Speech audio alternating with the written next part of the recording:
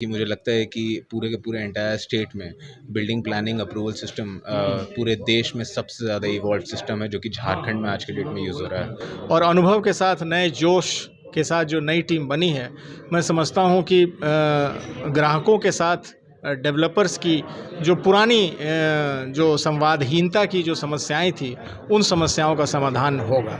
हमारे जैसे evolve thinking या सारे के सारे डेवलपर्स में हम लोग जो है फॉरवर्ड कर सके, बांट सकें, ताकि हर डेवलपर जो है बहुत ही टॉप नॉच काम कर सके जमशेदपुर में, और झारखंड को एक अलग ऊंचाई मिले रियल एस्टेट के सेक्टर में। हम लोग कभी नहीं चाहते हैं कि अगर 2 साल 3 साल 3.5 साल का सरकार हमको समय दी है तो हम 5 साल में दें, क्योंकि हमारा जो है इस्टेब्लिशमेंट कॉस्ट भी है उस प्रोजेक्ट में। नए अध्यक्ष बने हैं सर, सबसे पहले बधाई। चुनौतियों को किस तरीके से? हाँ, बहुत ही पॉजिटिव एटीट्यूड के साथ मुझे लगता है कि बिल्डर्स एसोसिएशन में और इस पर्टिकुलर सेक्टर में बहुत सारी चीज़ें हैं जिसको चेंज करने की आवश्यकता है, और मुझे लगता है कि हम लोग इस तरह से काम करेंगे टुवर्ड्स द ऑर्गेनाइजेशन कि इस पर्टिकुलर सेक्टर को बहुत अच्छे से बेनिफिट मिल सके।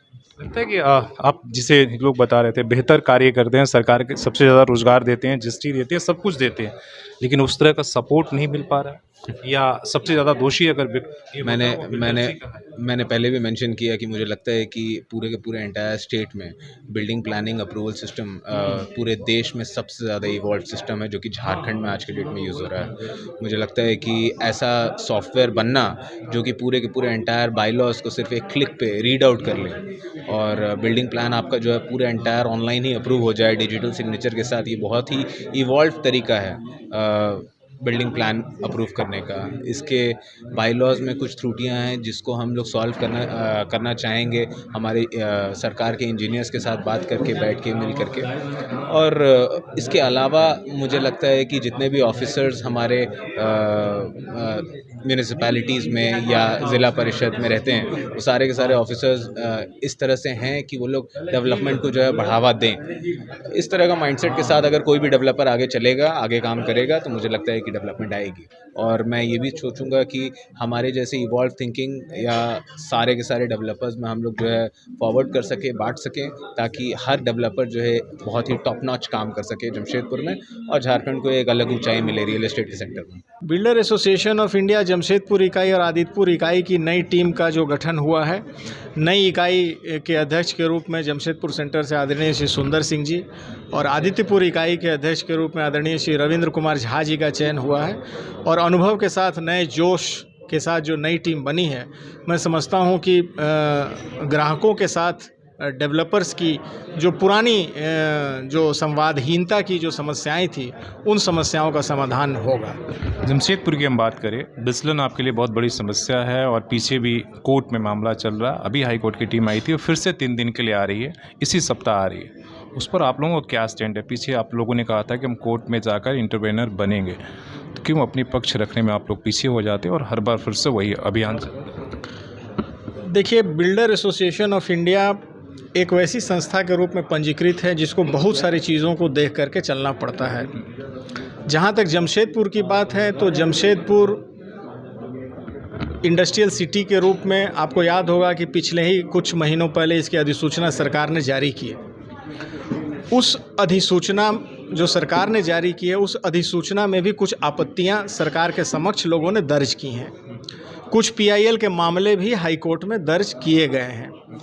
इन समस्याओं के चलते और कई अन्य पुरानी जो चीज़ें थी, जो विचलन की समस्या की आप बात कर रहे हैं, उस विचलन के संदर्भ में भी कई पुराने लोगों ने जेएनएसी के पास में, एमएनएसी के पास में और जमशेदपुर और जुगसलाई अधिसूचित क्षेत्र समिति के पास में अपने लोगों ने जो समस्याएं रखी थी, उसके एवज में लोगों ने जो अपना डीडी के रूप में जो अपना पैसा भी जमा किया था, उन पर भी अभी तक कोई उचित और ठोस कार्रवाई नहीं हो पाई है।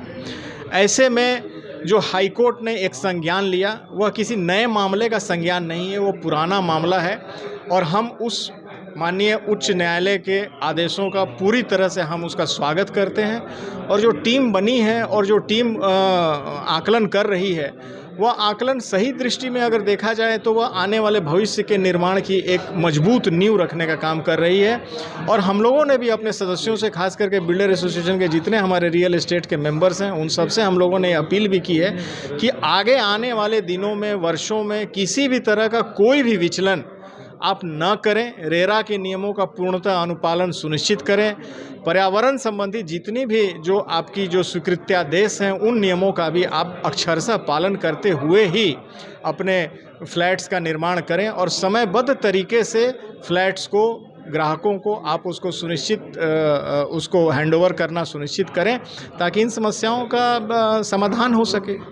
देखिए, जैसे कि जमशेदपुर और आदितपुर दोनों मिलके आज ये प्रेस कॉन्फ्रेंस रखी और अपना जो भी टीम बनी है उनका बारे में बताए हैं।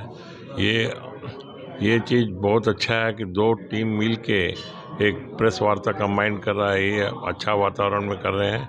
हम चाहते हैं कि इन लोग को बधाई देते हैं सबको कि ताकि जो है आगे अच्छा से काम करें। देख रहे हैं आप लोग पुराने। हमारा ये कहना है कि हमने कहा कि एम्प्लॉयमेंट का जहाँ तक बात है, एग्रीकल्चर के बाद रियल एस्टेट सेक्टर जो है हिंदुस्तान में सबसे ज़्यादा एम्प्लॉयमेंट दे रहा है। हम लोग हजारों करोड़ रुपया जमशेदपुर और आदितपुर से हजारों करोड़ रुपया जीएसटी देते हैं, हजारों करोड़ रुपया इनकम टैक्स देते हैं। सरकार के खजाना को भरने का काम हम लोग करते हैं। लेकिन आपने देखा है, आप भी जमशेदपुर शहर के लोग हैं, कि कभी गिट्टी नहीं मिलता है, उसके लिए महीनों महीनों हमारा काम बंद हो जाता है सरकार के नीतियों के बदौलत। कभी बालू नहीं मिलता है, उसके चलते हमारा काम 2 महीना, 3 महीना, 4 महीना कभी कभी बंद हो जाता है। तो उस स्थिति में हम सरकार से आग्रह करेंगे कि जितना भी रॉ मटेरियल रियल एस्टेट में लगता है भवन निर्माण में, उसका उपलब्धता को सुनिश्चित करें।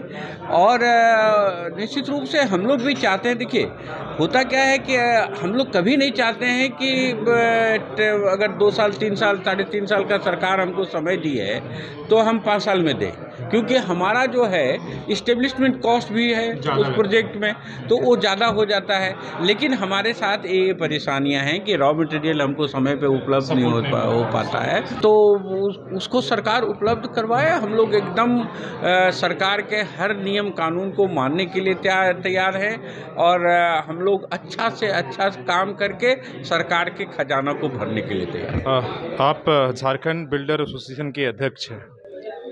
जमशेदपुर के हाँ, डेविएशन पे मेरा सवाल है कि फिर से आज के अखबारों में आपने देखा होगा और कहा गया कि फिर से वो अभियान चलेगा। डेविएशन में क्या है कि 10% तक तो एलिजिबल है, हम लोग उसको रेगुलराइज करा सकते हैं। मामले जो निकाले जा रहे हैं 2011 की लिस्ट, हाँ उसमें भी बताएंगे, हाँ उसको भी बताएंगे। तो वो 2011 का मामला में, उसके पहले बायोलॉज ही नहीं था यहाँ पे। 2007 के पहले जमशेदपुर में कोई बायोलॉज नहीं था। लोग पुराने इस बायोलॉज के हिसाब से उस समय जानकारी नहीं थे लोग। छोटे छोटे प्लॉट है जमशेदपुर में, तो उसमें पार्किंग में कुछ जगह में छोटे मोटे कमर्शियल कर लिए लोग। उसके बाद नया प्रोजेक्ट में कोई भी नहीं उस तरह का कमर्शियल किया। और डिविएशन का जो वो डिविएशन है, ये इंक्रोचमेंट नहीं है। यहाँ इंक्रोचमेंट को लोग रेगुलराइज करने में है, और डिविएशन तो सरकार की तरफ से है कि वो फाइन दे के रेगुलराइज हो सकता है। तो डिविएशन में इतना हल्ला क्यों? सवाल वही है कि आप पैसे, आपने पीछे भी जब बात हुई थी तो आप लोगों ने कहा कि हम लोग बड़े फाइन दे चुके हैं सरकार को व्यवस्था करने के, लेकिन कोई रास्ता नहीं निकला। फिर 1 साल बाद फिर वही अभियान चलता और फिर से वही स्थिति खड़ी। हम लोगों ने एक एडमेंट आया सरकार की तरफ से, हम लोगों ने फाइन जमा किया, करोड़ों रुपया जमा किया। उसके एवज में पार्किंग बनाना था जेनेसी को, और इस सारे को रेगुलराइज करना था। ना पार्किंग बना, ना रेगुलराइज हुआ। पैसा एटीजिट पड़ा हुआ अभी तक, उसके बारे में हम लोगों को कोई जवाब नहीं है, कुछ नहीं है। हम लोग सोच ही रहे थे कि अब इस बारे में हम लोग जाएंगे, मुख्यमंत्री से बात करेंगे। अब चलिए ठीक है।